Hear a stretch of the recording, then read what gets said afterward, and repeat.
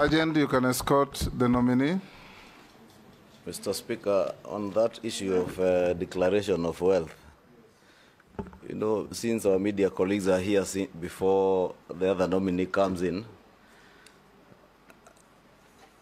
I know it's the newspapers that largely reported on it, which is okay, because it's part of the vetting process. You know, if these honorable members also here declared their wealth, there are others who are worth much more than that. Like my friend here, Junet, I know if he was to declare his wealth, having been a member of parliament and a businessman of many years. Mr. Speaker, that is being malicious, Mr. Speaker, and he has been sent to finish me. Yeah, I don't know about you. My only concern is that you asked the candidates many incisive questions, and the question of their worth was at the tail end of every interview. And even the candidates gave very clear explanations, like Soipan said, her growth is because of the appreciation of the assets that she had. And I believe it applied to everybody. But what we see in the headlines is totally different. In fact, the Honorable Soipan said appreciation of land and a house she has acquired in Nairobi. And I think it's important for the public to also know all these cabinet secretaries once appointed into office, just like members of parliament, access mortgage facilities to buy a property in Nairobi if you didn't have one. Soipan has also been a member of parliament for 3 terms.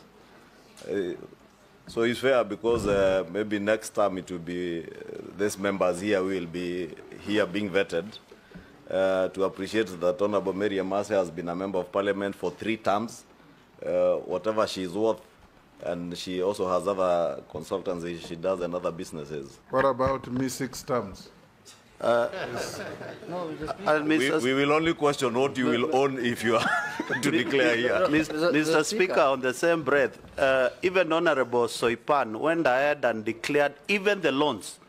And if you look at her declaration, she has a loan of 49 million shillings, which is not yet paid and removed from the net worth. So we need to be sensitive on some of these. Speaker, Yes, Chairman. Honorable Speaker, I just said I think it's also important for members of the media to understand that the fact that you own properties or your net worth is high is not a disqualification, or it does not make you unsuitable. And the fact that you declare your wealth is not for use now, but for use in future. If, let's say, your wealth that you declared at the time of entering office, if there is alleged corruption against you, that is used to assess whether you illegally acquired the property while in office. So it's not for use now. Similarly, the wealth declaration form, the wealth declaration form and the self-declaration form that is deposited at the Ethics and Anti-Corruption Authority, I know that the EACC have spoken in the media the day before yesterday and said that they clear candidates. EACC has no authority whatsoever in law to clear anyone.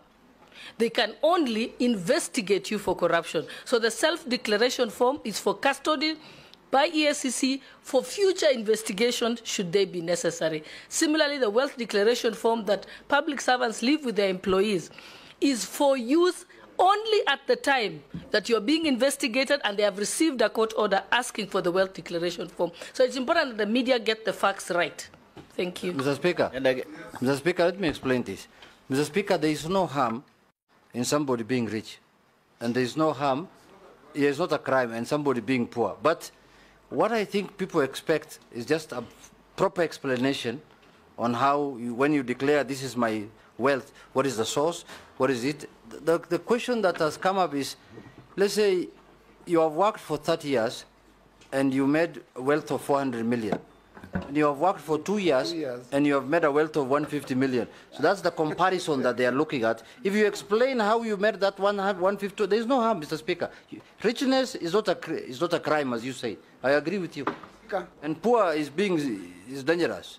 Mr. Speaker. Thank you, Mr. Speaker. You know, this is not even new.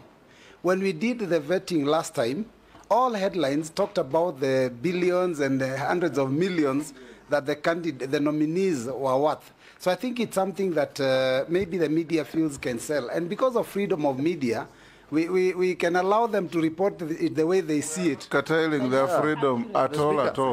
Yes. Mr. Speaker, I'm aware that Ichungwah is worth 5 billion as of now. Why are you understating him? Honorable Speaker, I was wondering why he's understating. Why are you understating him? Can we break for 10 minutes?